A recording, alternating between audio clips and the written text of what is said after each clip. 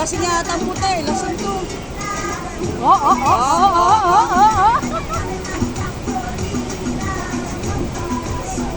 Umaham. Pinagtitigilan ko na, dami na. Ang dami na siguro talaga. Kaya, magtitarinig sa TikTok.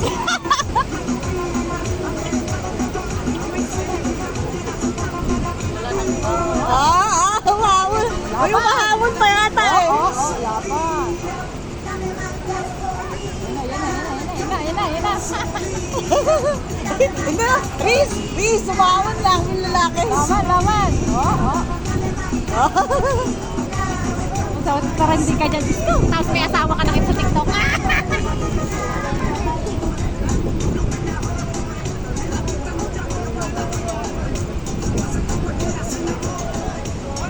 Tingnan mo. Napagod ako si Kuya.